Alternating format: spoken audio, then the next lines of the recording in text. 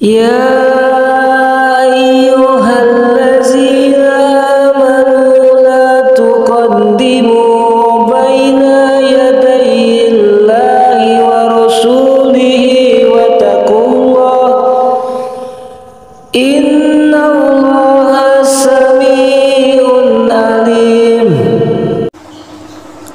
Allah Subhanahu wa ta'ala berfirman di dalam surat Al-Hujurat ayat 1, wahai orang-orang yang beriman, janganlah kamu mendahului Allah dan Rasul-Nya, dan bertakwalah kepada Allah, sungguh Allah Maha mendengar, Maha mengetahui.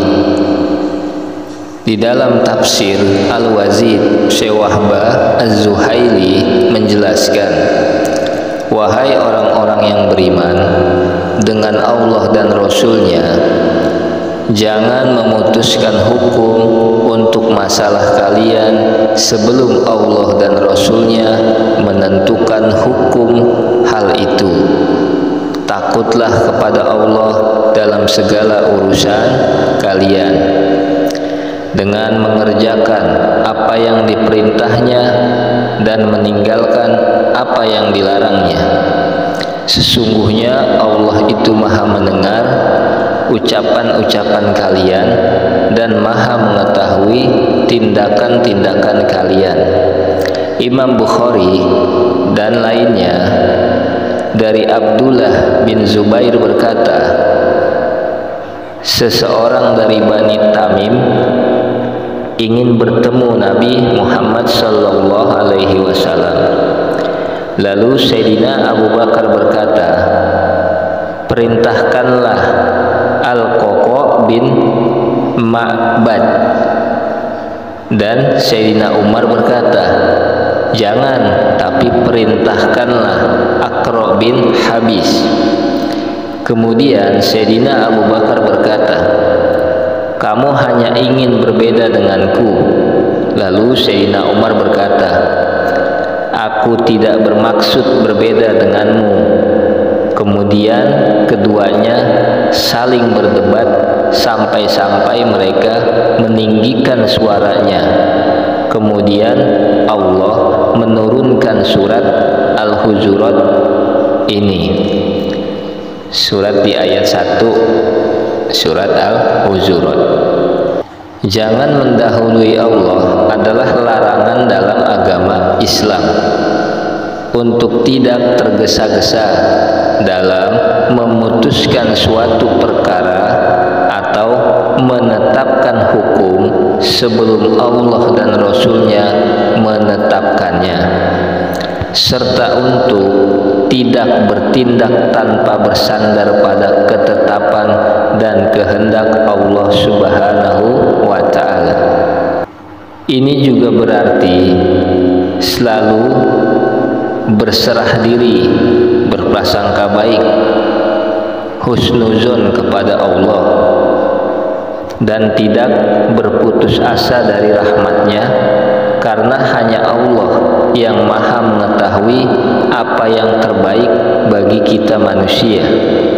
Yang dimaksud dengan tidak tergesa-gesa dalam keputusan larangan ini mengajarkan agar tidak terburu-buru dalam mengambil keputusan atau tindakan, terutama dalam urusan agama dan duniawi, tanpa menunggu petunjuk dan ketetapan dari Allah dan Rasul-Nya.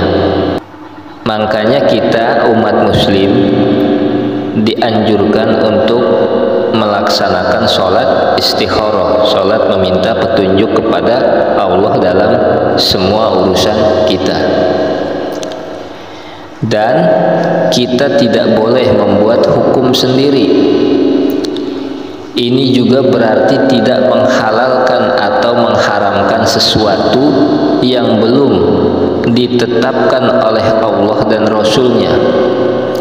Jadi jangan dikit-dikit kafir, musyrik, menyalahkan amalan-amalan orang tanpa ilmu, tanpa benar-benar menguasai ilmu.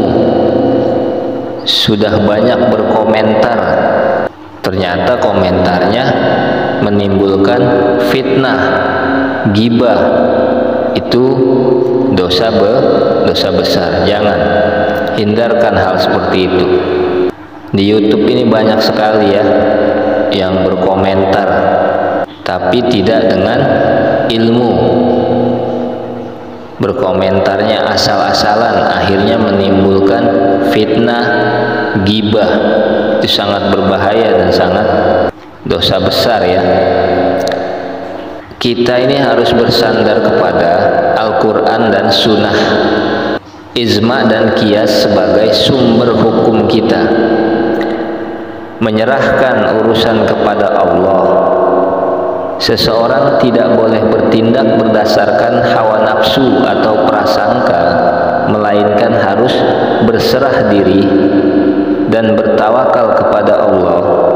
Berprasangka baik, husnudzon, selalu berbaik sangka kepada Allah, karena Allah lebih tahu yang terbaik untuk kita.